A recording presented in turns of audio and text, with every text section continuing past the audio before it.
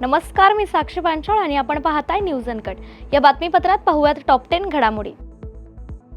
रशियाचे राष्ट्राध्यक्ष Vladimir Putin यांनी भारताचे चांगले मित्र पंतप्रधान नरेंद्र मोदी यांनी दिलेले भारत भेटीचे निमंत्रण स्वीकारले।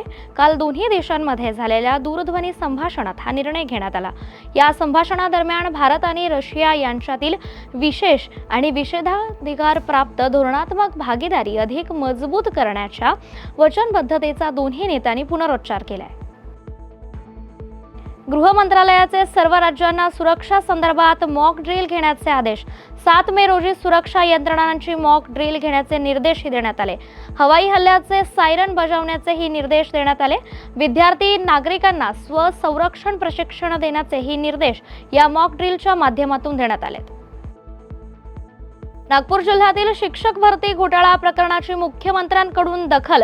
शिक्षक भरती घोटाळा प्रकरणाची एसआयटी चौकशी होण्याची शक्यता। दरम्यान योग्य कारवाई करण्याची शिक्षण मंत्र्यांकडून मुख्यमंत्र्यांना सूचना।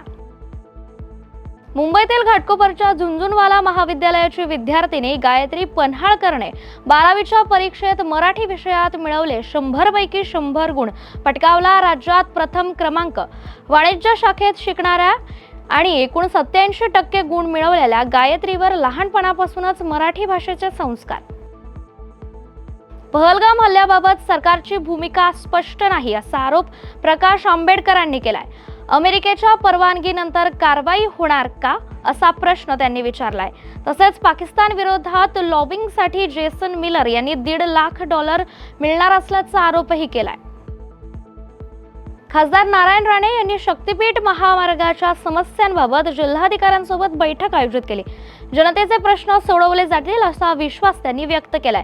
मात्र विरोधाला विरोध करणाऱ्या आणि विकासात आडवे येणाऱ्यांना फटके देण्याचा इशाराही त्यांनी दिलाय। तर सावंतवाडी येथील भाजप कार्यालयात पत्रकारांशी बोलताना त्यांनी हा इशारा दिलाय। ठाणे पोलीस आयुक्तालयाच्या हद्दीतून 17 पाकिस्तानी नागरिक लवकरच पाकिस्तानात परतणार।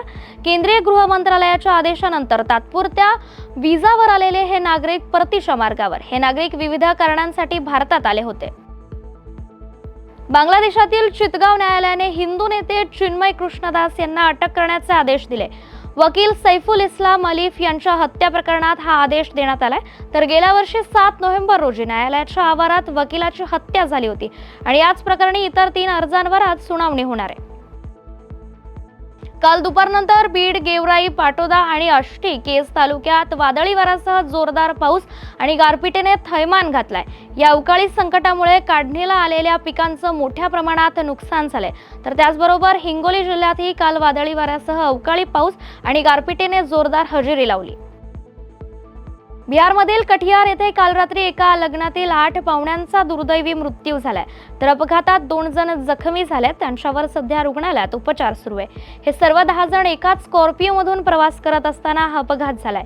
ही घटना पोठिया पोलीस स्टेशन परिसरात घडली आहे। तर चांदपूर येथील हनुमान मंदिराजवळ उभ्या असलेल्या ट्रकला स्कॉर्पिओ कार धडकल्याने हा भीषण अपघात झालाय। आणि या बातमीसह टॉप 10 मध्ये इथेच थांबूया। ताज्या बातम्यांसाठी पाहत रहा न्यूज अनकट।